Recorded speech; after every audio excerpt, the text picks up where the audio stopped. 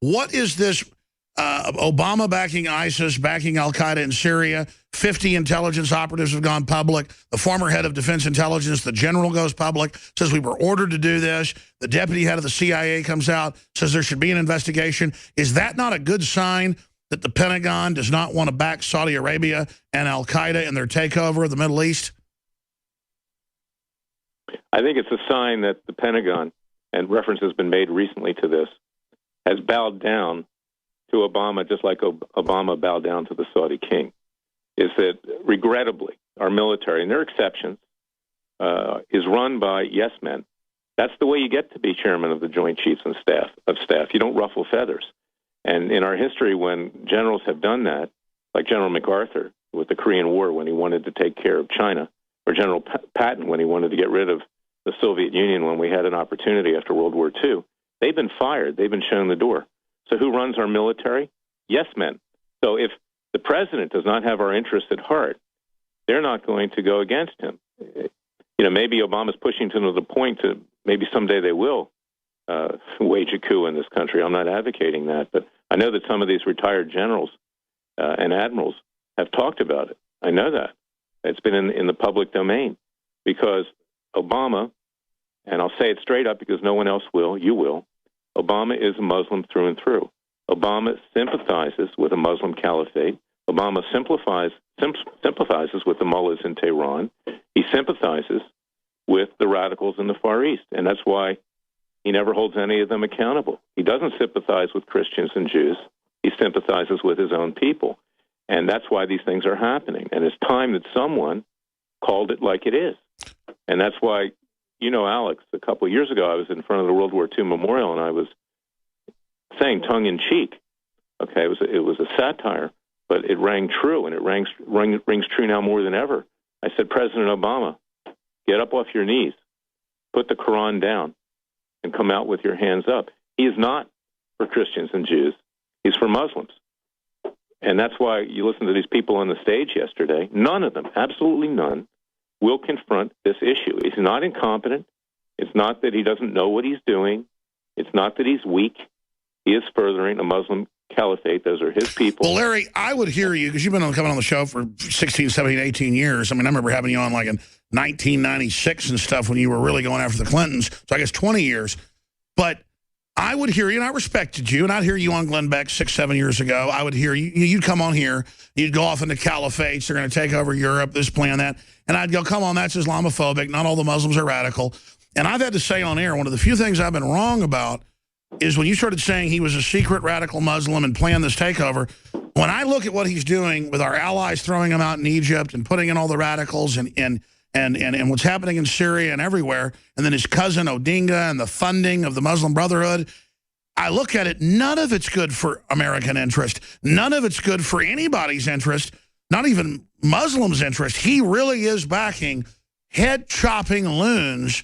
And they said when he spoke in Cairo, when he's first in office, that the Muslims were freaked out. He spoke better than a priest, you know, better than a scribe, better than a religious leader.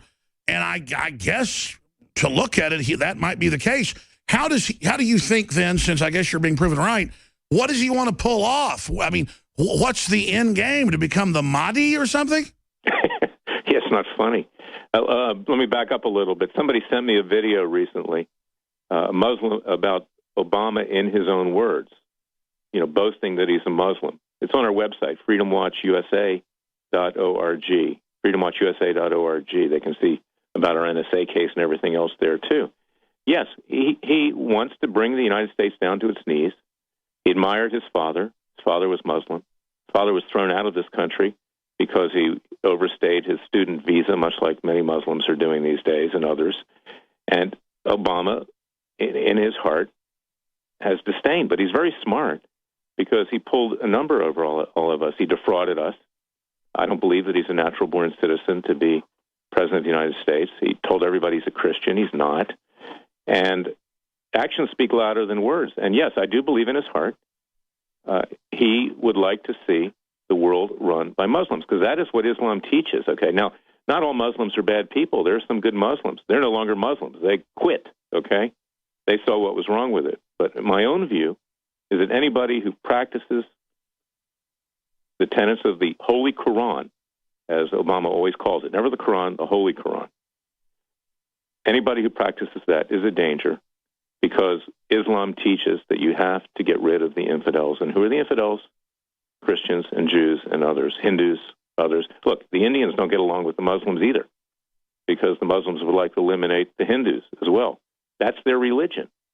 So the Holy Quran, in the words of Obama, he's furthering what Allah teaches. That's my view. Well, the proof's in the pudding. It's happening regardless, and they're telling German women don't wear short skirts. It offends the migrants that are invading and running around screaming, and then Saudi Arabia won't take one of them. It's just absolutely insane to see this happening, and I wonder what's next. I mean, look at the White House and George Soros connected to kill the cop movement. They're actually trying to start a shooting revolution in this country, Larry. Well, absolutely, and you know who's behind that too? Louis Farrakhan. Who is Louis Farrakhan? A friend of Barack and Michelle Obama, from Chicago, head of the Nation of Islam, someone who has called Jews pigs, gutter religion, has advocated recently, just the last few years ago, killing cops and killing whites, and by extension killing Jews, because Farrakhan hates Jews, okay, and there's some Jewish cops, so you can get a twofer if you'd like. So this is what we're dealing with. You know, you are who you associate with, Alex, and Obama has associated with these people and brought them in throughout his lifetime, but he was smart enough and smooth enough that he could pull the wool over the not educated American electorate. Sure.